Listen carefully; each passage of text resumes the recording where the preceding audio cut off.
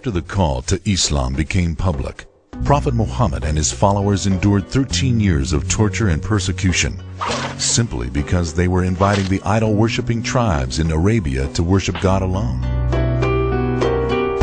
The perseverance and passive resistance displayed by the Muslims showed a great level of self-control and inner strength. It was not only the weak companions and slaves who were subject to attacks at the hands of the Meccans. Also, companions of Prophet Muhammad from upper classes were not spared from one form of persecution or another, like Abu Bakr, who nearly died when he was beaten badly one day. It is worthy mentioning that the very first martyr in Islam was not a man at all, but a woman, Lady Sumayya, who was jabbed with a spear by Abu Jahl, one of the leaders of Quraysh, which proves that even women were not spared from persecution and killing. To really appreciate the suffering and sacrifice of the early Muslims, one would just really need to look at some of the historical narrations about what happened in Mecca during those days. We talk about an embargo. We're not only talking about an economic embargo, we're talking about an embargo that affected family relations, social relations, friends, relatives, affected the economic situation of the Muslims, affected their religious freedoms and political freedoms. It was an embargo that encompassed the entire community. And we look back at some of the reports and we find people saying that they ate grass. Some of the Muslims like Sa'd ibn Abi Waqqas, he actually ate grass to survive. He had no food. We read the reports about children who were crying and screaming who had no food. And Muslims would go to their brothers' markets, fellow non-Muslims, and be refused to be sold food, even though the food was right there in front of them. So this was not only an economic embargo, but also a spiritual embargo, a social embargo, and most importantly, a mental embargo, which was designed to shake the Muslim community from their faith. To avoid getting captured by the Meccans, most Muslims had to immigrate secretly under the cover of the night, leaving behind all what they had of properties and memories. In Medina, 14 years after the beginning of the Prophet's mission, a revelation came from God permitting the Muslims to fight back. Permission was not given to them for more than 14 years, despite all of the killing of victims and the suffering they endured, because their hearts were not yet ready to perform jihad. The Quran gave permission to the Muslims to engage in combat with their persecutors for the first time.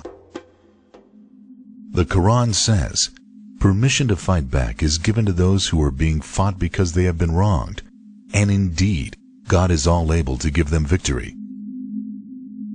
This verse is clear in defining combative jihad. This combative jihad is in response to aggression and oppression and seeks to establish justice, which is a supreme goal, not only in Islamic teachings, but in every civilization. Establishing justice is a supreme goal.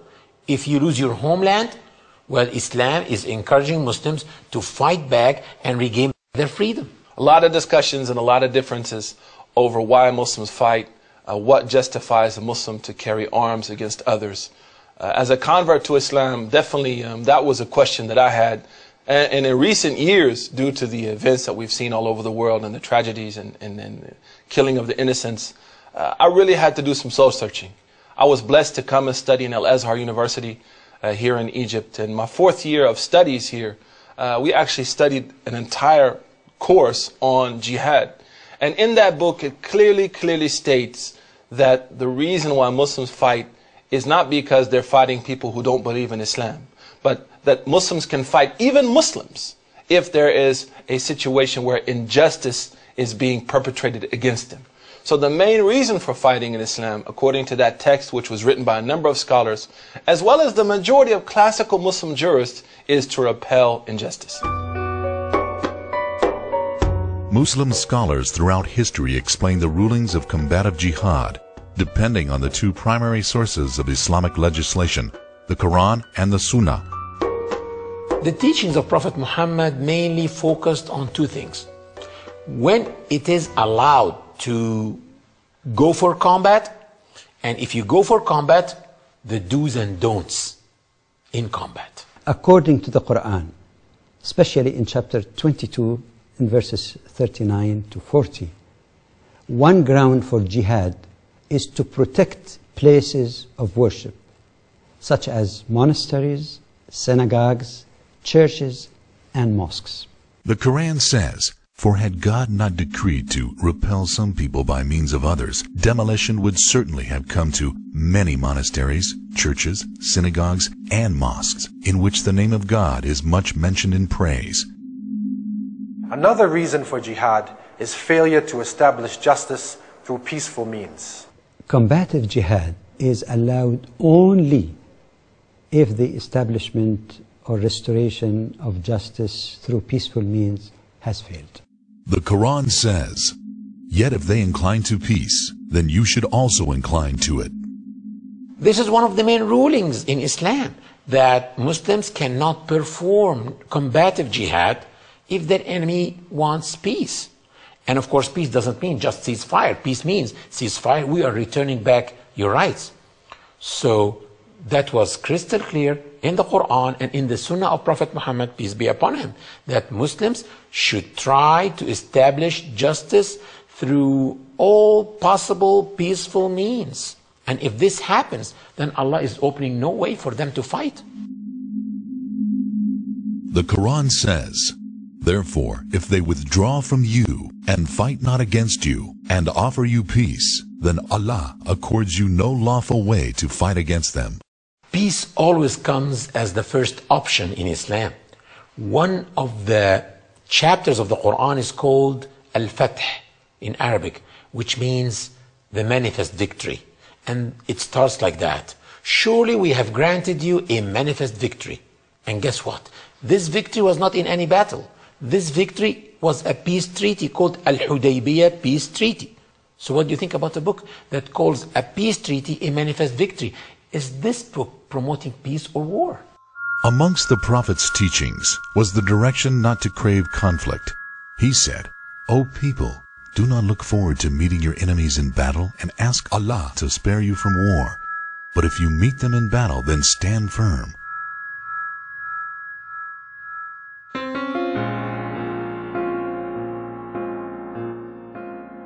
The right of a people to resist occupation by a foreign army is proving to be a powerful catalyst for many contrasting arguments in today's world. One main reason for combative jihad, specifically called qital, meaning fighting, is legitimate self-defense to stop aggression. Another reason for jihad is to resist occupation. One of the worst crimes that can occur to an oppressed people is the stealing and the taking of their land and property. Nearly in every ideology, the right of the oppressed people to stand up for their rights and fight the occupier is recognized.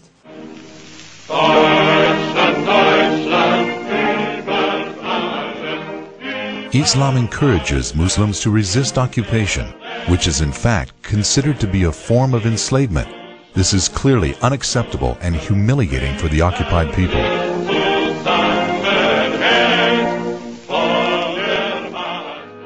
Resisting occupation is considered a duty and an essential human right in many cultures. Emiliano Zapata, a leading figure in the Mexican Revolution, said, "It is better to die on your feet than live on your knees."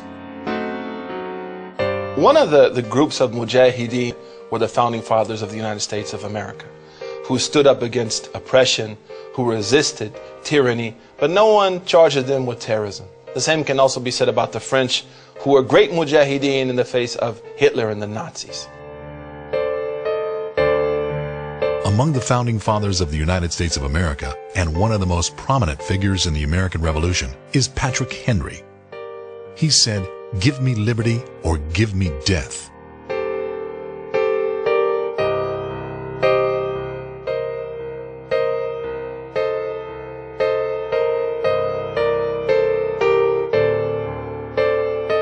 No one can blame the founding fathers of the United States of America in fighting and resisting for the sake of freedom. Also, no one can blame the French for resisting and fighting the Nazis. It's common sense. I think people have the right to resist occupation in a violent way under some circumstances. I think those circumstances held in the case of the American Revolution and created what became the United States. I think that the circumstances are where the foreign government, the foreign occupier, are abusing the population, and where there's a fairly broad consensus among the local population and the leaders of the local population that that is in fact occurring.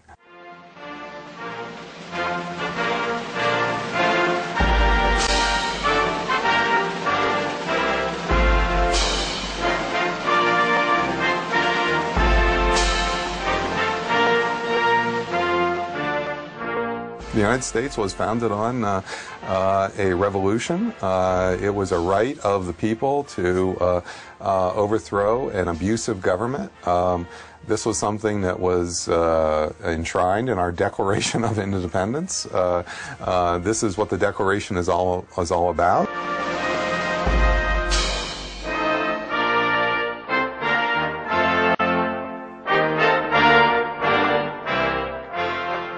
In occupied territories, it is plain there are going to be a community of individuals who are going to resist the occupation. Whether you talk about occupation during the Second World War or occupation in more recent times, there are going to be circumstances in which a great number of people are going to consider that some form of resistance is lawful and legitimate and justified. The question is, what are the limits in law on what you can do? And it comes back again to these very simple principles that I keep saying. It may well be permissible to target through force, through violence, military objectives, but what you can't ever do is expose civilian populations to the threat or to the use of force. Once you do that, even in a situation of occupation or unlawful domination, you are crossing a line, just as a state crosses a line when it ever uses violent weaponry against civilian targets. To serve their hidden agenda, some people wrongly present verses of the Quran in order to deceive those who don't have sufficient knowledge of Islam. Take, for example, some people say, how come Muslims are having in their book, fight in the cause of Allah? They should have love in the cause of Allah like other religions. But again, the same immoral cut and paste game is played against Muslims. The verse actually says, fight in the cause of Allah those who fight against you. But they don't continue the verse, and they take the words out of context, playing this game always against us. The Quran says, and fight in the cause of God those who fight against you. But begin not hostilities. Indeed, God does not love those who commit aggression. A major problem within the Muslim community as well as outside of it is what I call drive-through jurists or cut-and-paste jurists.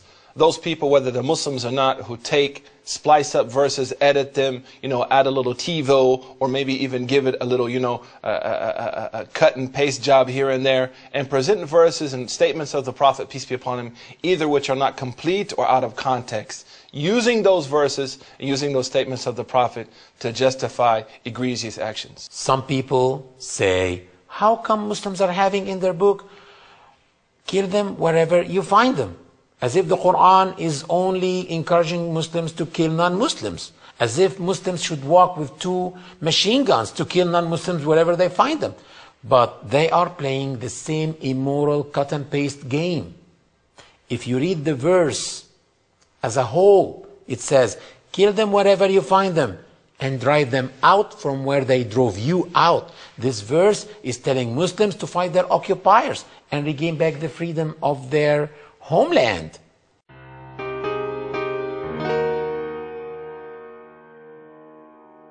One of the clearest proofs that combative jihad is only to establish justice is that it is allowed for Muslims to launch jihad against Muslims too, if they are the transgressing party. And this is not my own opinion, this is the very words of the Quran. It's very clear in the Quran that if Muslims are oppressors, they can be fought against. So it doesn't matter who's Muslim and who's not, but what matters is who's an oppressor and who's oppressed. And if two groups of the believers fight amongst themselves, then reconcile between them both. But if one of them rebels against the other, then fight you all against the one that which rebels until it complies with the command of Allah. And if it complies, then make reconciliation between them justly. A powerful verse which illustrates the profound sense of justice in Islam. And it clearly expresses that Muslims are not ordered to fight people of other faiths simply because they share a different faith than Muslims. But it illustrates that Muslims are ordered to fight against oppression wherever it comes from and evil. What's interesting historically, when you look at the early Muslim conquests, as people like to call them, I mean, even in prayer, when we start our prayer, that's called a conquest. So Muslims are not looking at the conquest in the sense of only a military victory. But when they entered those countries, people greeted them and welcomed them. They did not rise up against them. In fact, some of them even sent letters to the Muslim leader saying, come invade the country, we'll help you and help us to relieve this yoke of oppression from our necks. So it's very rare to find that there was a wide resistance against the occupying armies of the Muslims. During the 7th and the 8th century, when Muslims fought against the Roman Byzantines and the Persians, they were rarely faced by any civil resistance. In fact, many civilians joined the Muslim armies and fought against the Romans and the Persians themselves. John, the bishop of Nikiu, an Egyptian Coptic historian, was an eyewitness to the Muslim army's conquest of Egypt. He wrote in his chronicles that the Egyptian Aryans joined the Muslims in besieging the Roman soldiers in the Babylon fortress.